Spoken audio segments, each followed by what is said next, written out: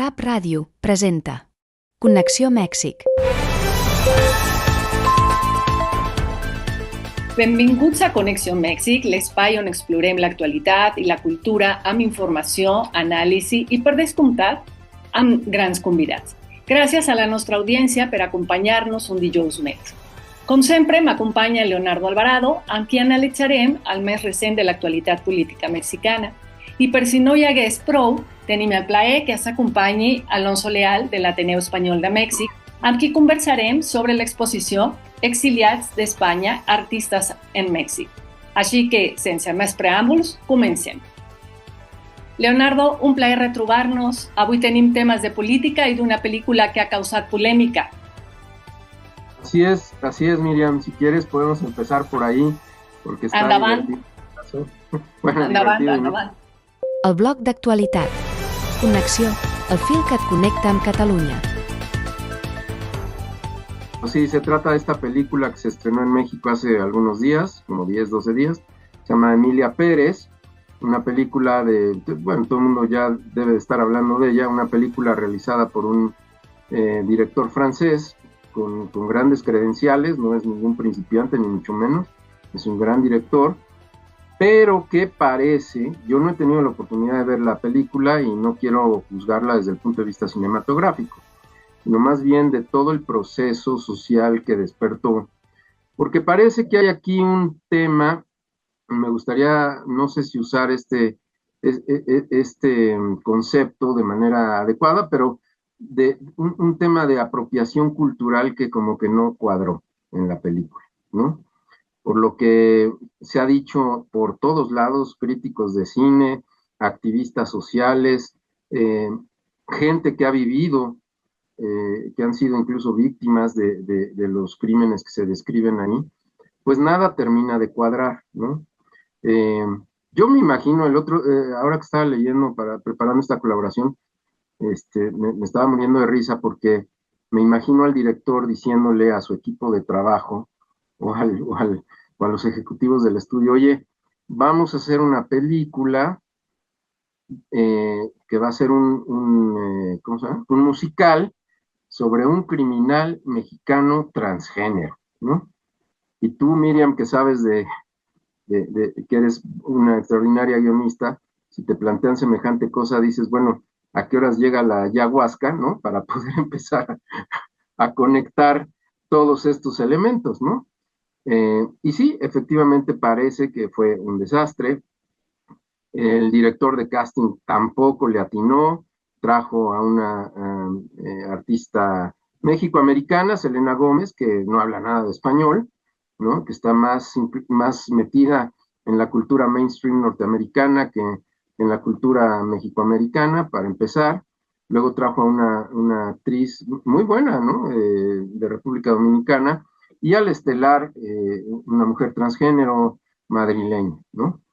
Y bueno, pues los diálogos, todo el mundo se queja de los diálogos, todo el mundo se queja de cómo incluso la comunidad transgénero en México no trató nada bien a la protagonista. Vimos escenas de gente reclamando sus boletos en la sala de cine, porque como es una película muy galardonada en Cannes y que tiene 13 nominaciones al Oscar, pues los circuitos cinematográficos comerciales en México la pusieron como una de sus recomendaciones. Y hay una cadena que te ofrece una garantía de que si no te gusta la película te devuelve las entradas. Y bueno, fue eso, como dicen en Argentina, un quilombo, porque la gente se salía y luego iban a reclamar y no les devolvían. Tuvo que entrar la Procuraduría Federal del Consumidor para regular ese tema. Y aparte, bueno, por todos lados, en redes sociales, artículos, le fue muy mal a la película. Y creo que aquí este tema de la apropiación cultural es un tema digno a resaltarse, porque estaba yo revisando otros registros y, por ejemplo, me encontré una entrevista muy interesante, ya tiene varios años, que le hacen a un actor norteamericano, a Denzel Washington, y se ve que la periodista que lo está entrevistando es una mujer afroamericana, y le pregunta, oye, con los directores que has trabajado, pues, ¿quién es el mejor, no? Y le dice, mira, esa es una pregunta muy difícil de responder, porque yo te diría que, por ejemplo, una película como la de Malcolm X, la tenía que haber hecho Spike Lee, ¿no? Pero una película como la del irlandés, pues, la tenía que haber hecho Martin Scorsese, ¿no? Y una película como Schindler's List la tenía que haber hecho, ¿cómo se llama? Um, este famoso director judío de Hollywood, ¿no? Porque hay un factor cultural que no puedes despreciar. Y parece que uno de los grandes pecados de Emilia Pérez, pues es ese, ¿no? Entonces, fue un fracaso económico en México el estreno. Además, la polémica llegó a tales niveles que es probable, ¿no? Por lo que marca la Academia y los Óscares, que pierda varios de los Óscares, porque la protagonista hizo varias aseveraciones sobre compañeros de trabajo, en fin, un desastre la película, y yo creo que la moraleja es esa de, si te vas a meter en algo tan complicado, necesitas tener un contexto cultural muy profundo para entender lo que estás haciendo, si no, mejor ni te metas, ¿no? Y bueno, pues sí, ofendió a mucha gente en México, pero bueno, ya se nos pasó el asunto porque pues después de toda esta controversia vinieron las declaraciones y amenazas del presidente Trump, que puso al país en un vilo por pues toda la intencionalidad de despertar una guerra comercial contra México, y este tema de los aranceles, que también está en boca de todo el mundo, que afortunadamente la presidenta Sheinbaum tuvo cabeza fría, lo jugó como una gran ajedrecista y logró amainar un poco la tempestad, compró tiempo, que muchos analistas decían eso. Con el señor Trump lo único que se puede hacer es comprar tiempo para entender qué es lo que quiere, porque lo que estamos viendo en la administración de Trump es que sí es muy elocuente con lo que quiere y lo que busca, pero después viene la manera en cómo hacerlo, ¿no?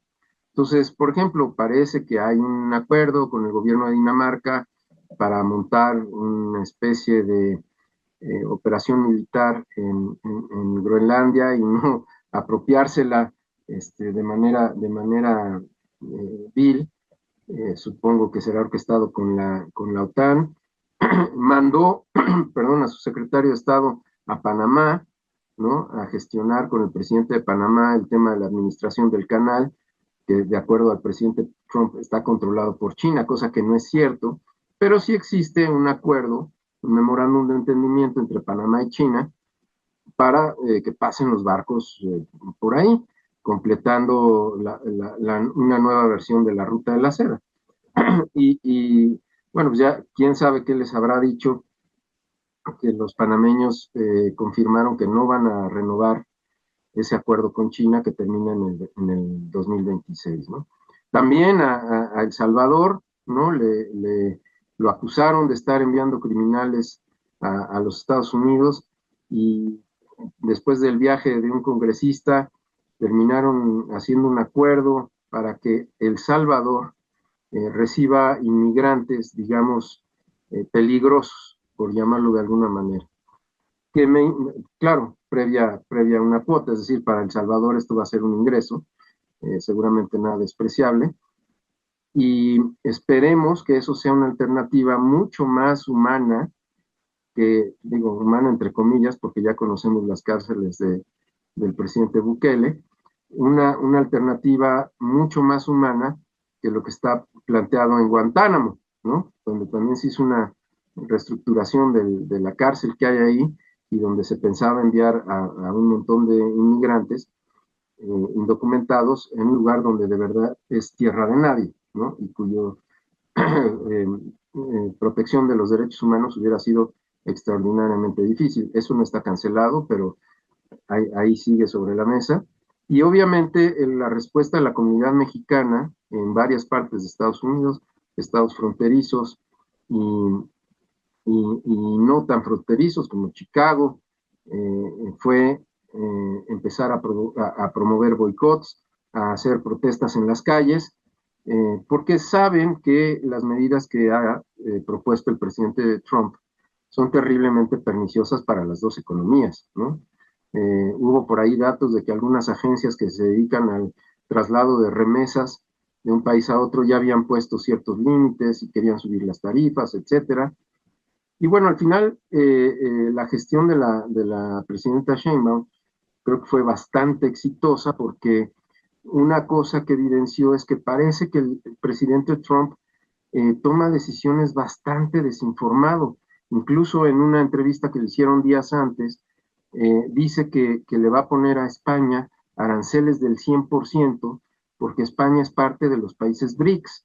Entonces ahí como que entredeja ver que pues no está como muy enterado de muchas cosas y de hecho la presidenta Sheinbaum le dijo, oigan, nosotros estamos en plan de cooperar con ustedes, pero ayúdenos con el tema del tráfico de armas, ¿no? Cosa que le dijo, oye, los cárteles mexicanos tienen lanzacohetes que vienen de los Estados Unidos, ¿cómo pueden conseguir semejante cosa? Y ahí accedió el presidente Trump a hacer un plan de cooperación, en fin, tenemos un mes para resolver todos estos temas que no están nada fáciles, ¿no? Eh, pero que bueno, creo que hay en ambos lados de la frontera, sobre todo en los ámbitos sociales y empresariales, la idea de llegar a un acuerdo. Y algo que dijo la presidenta Sheinbaum, que me parece muy interesante e inteligente, dice, bueno, si esto es arrancar la negociación, la renegociación del tratado que está prevista para el 26, pues está perfecto porque tenemos muy buen tiempo, ¿no?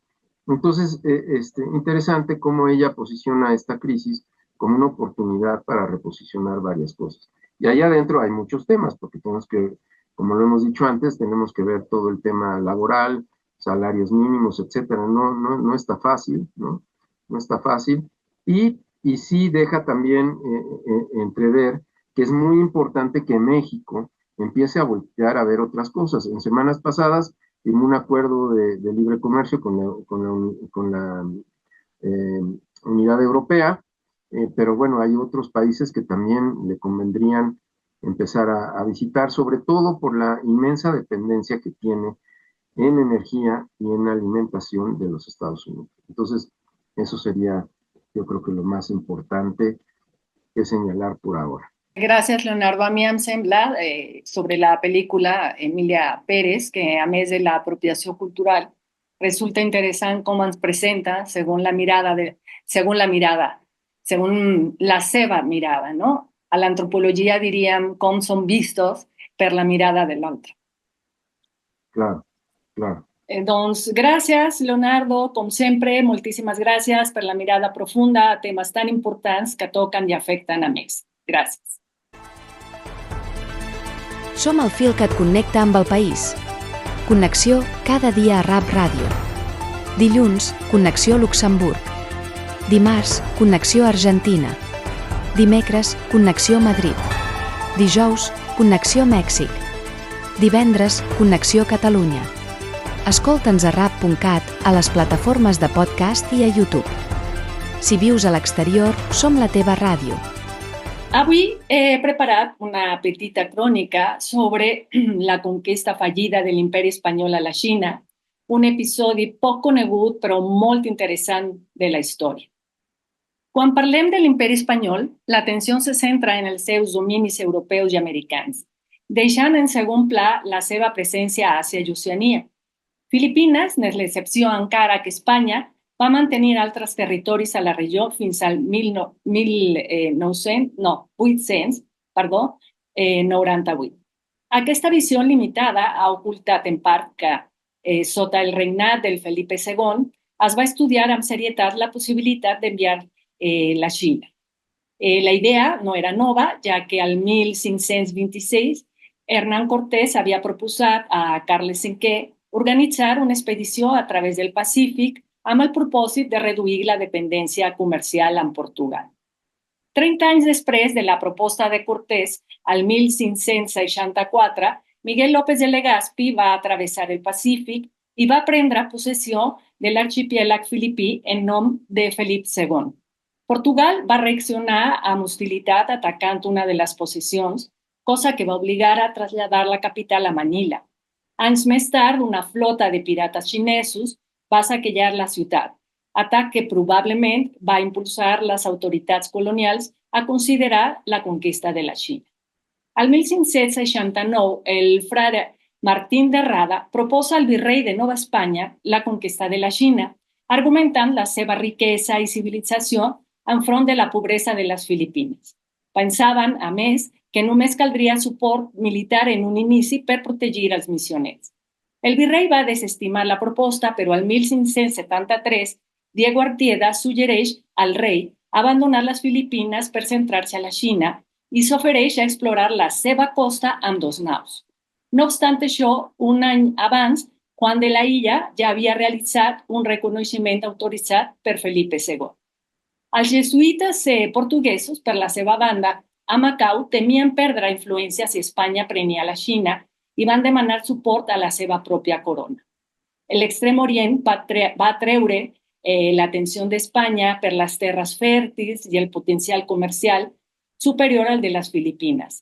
Amb la Xina va desenvolupar un lucratiu intercanvi de seda, sucre i cotó a canvi de la plata, el metall més valorat a la regió.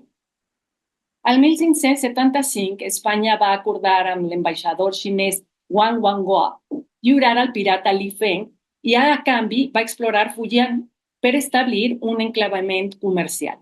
Tot això, la fallida captura del pirata i la poca traça diplomàtica del governador Sandé va provocar l'expulsió dels espanyols. 2 anys després, Sandé va detallar un pla de conquerir la Xina amb un exèrcit recolzat per corsaris indígenes d'Amèrica, confiant que el poble xinès s'uniria després d'adonar-se dels beneficis de l'administració espanyola, aconseguint enderrocar la dinastia Ming. En aquest pla assegurava, a més, que la conquesta no seria costosa, doncs seria financiada pel mateix botí que obtingués. El rei va rebutjar el pla degut a l'enorme distància entre la Xina i Europa i pels riscos financers i estratègics. Així mateix, després de ser pres a Lisboa, quan Felip II accedeix al tron portuguès, va decidir prioritzar i assegurar la lleialtat de Portugal sobre una possible intervenció a Àsia, tement la pèrdua de Macau i el seu lucratiu comerç. Tot això, malgrat el rebuig del rei a la proposta, les sol·licituds de conquesta van continuar proposant nous plans per a expedicions a la Xina.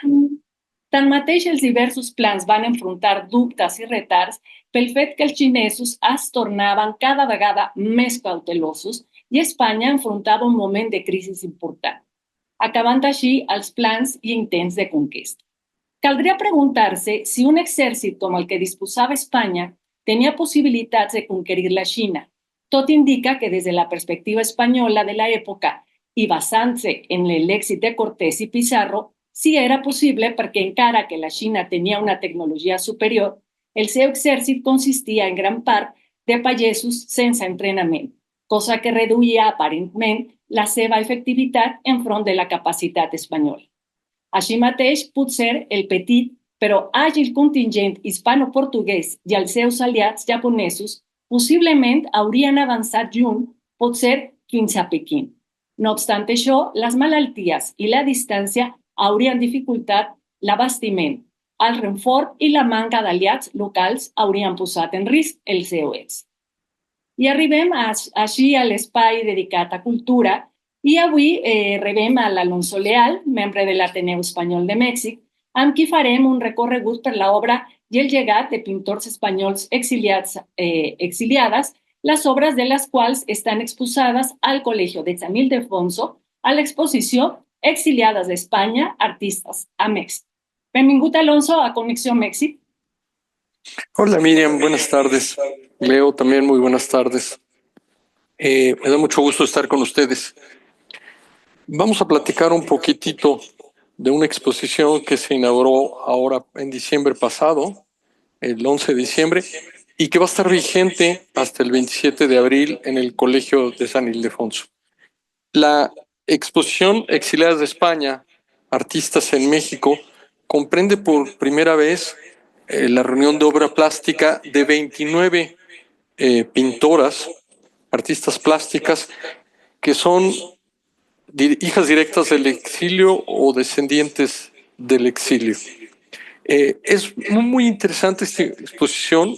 Nunca se había hecho una exposición solamente de pintoras en el exilio, porque justamente muestra que el exilio fue un fenómeno muy interesante y muy fecundo en México, aún en campos que no se habían distinguido así antes, ¿no? O sea, la muestra justamente enseña cómo hubo una enorme, o sea, hay un gran impacto de las pintoras exiliadas y descendientes de exiliadas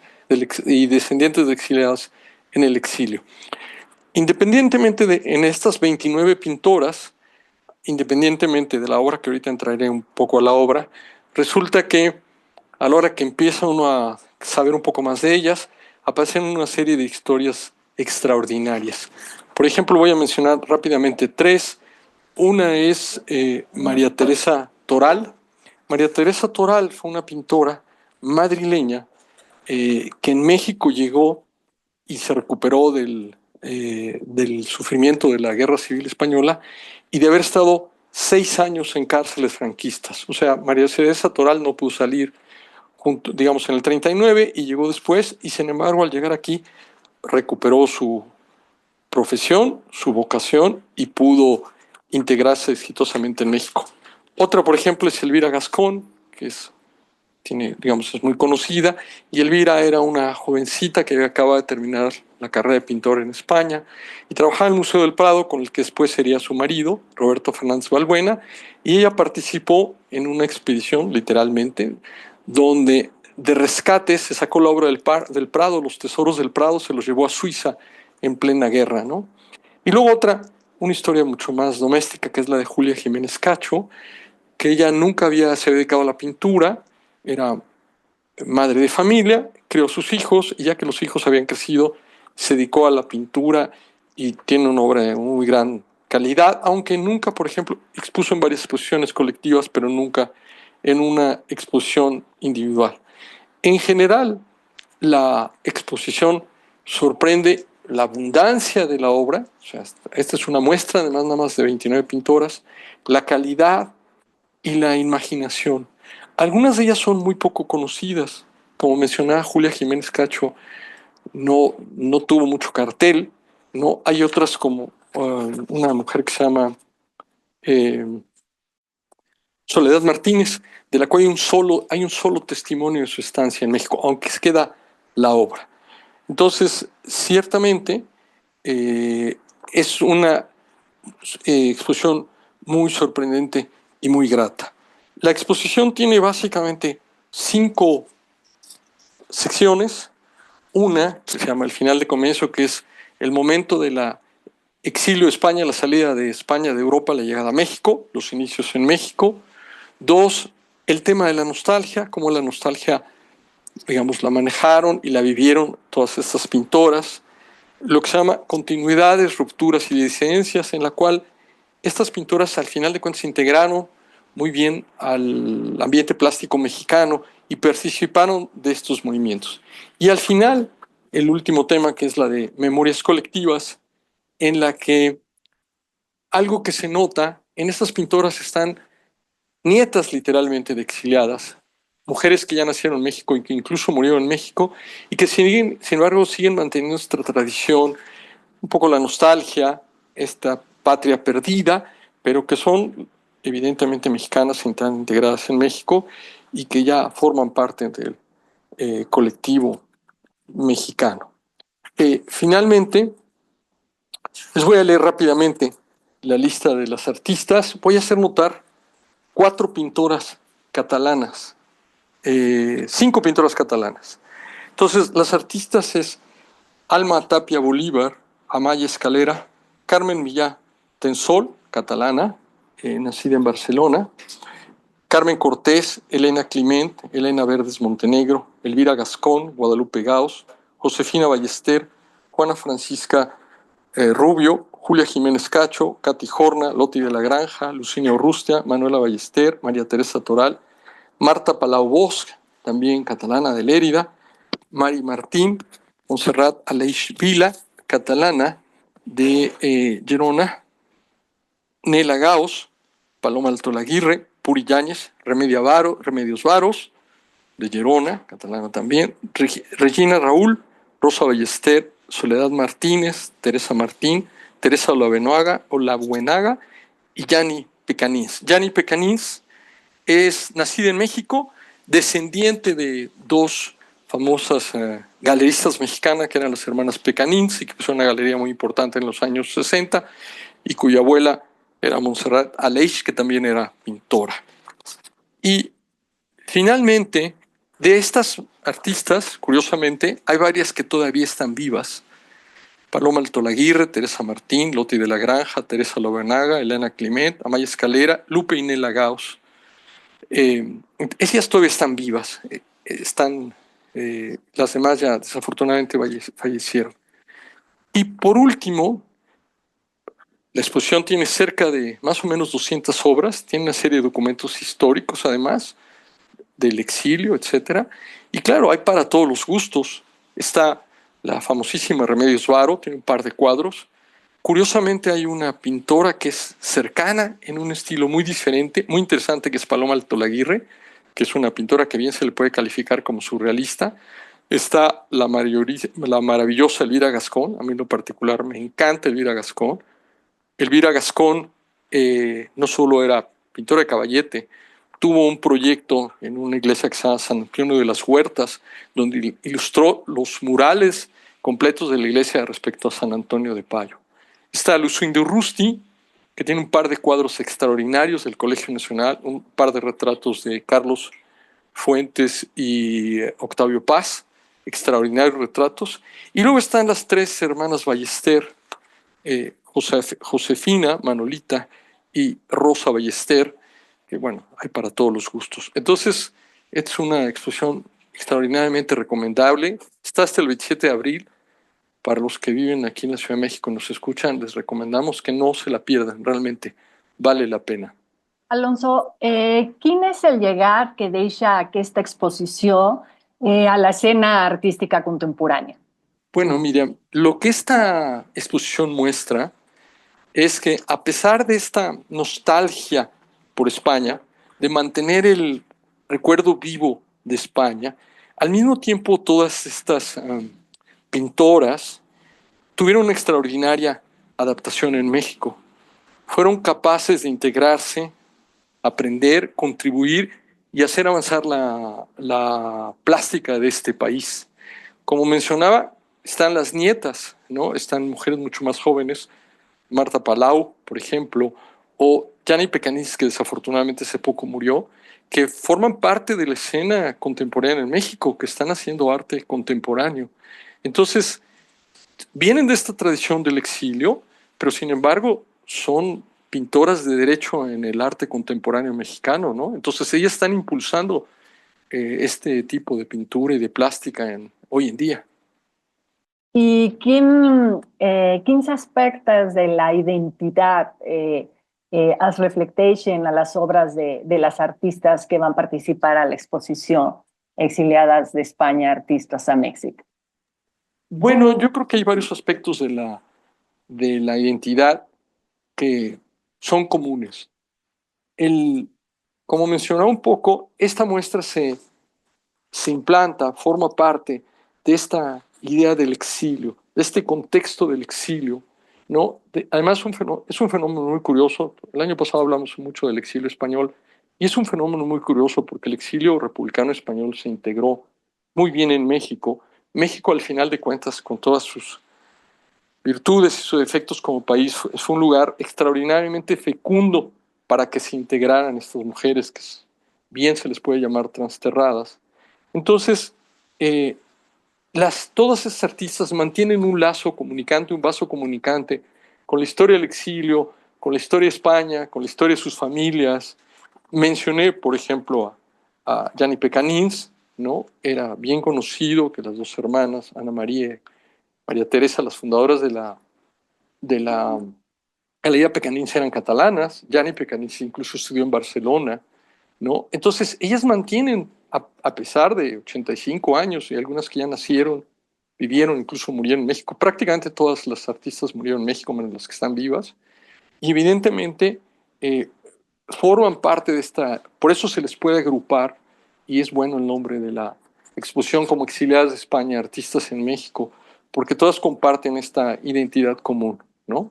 Pues, doncs, Alonso, moltes gràcies per aquesta enriquidora intervenció sobre aquesta exposició que mostra l'obra d'aquestes creadores espanyoles exiliades que van trobar a Mèxic no només un nou lloc on viure, sinó un espai també d'expressió. És important, abans d'acomiadar-nos, dir a l'audiència que ens escolta, sobretot a Mèxic, que aquesta exposició estarà oberta, com deia l'Alonso, fins al 27 d'abril d'aquest any al Col·legi de Sant Ildefons. I ara sí, arribem al final del nostre programa d'avui. Gràcies per acompanyar-nos un dijous més i ens trobem a la propera edició de Connexió Mèxic. Al contrario, gracias a ustedes. Muchas gracias.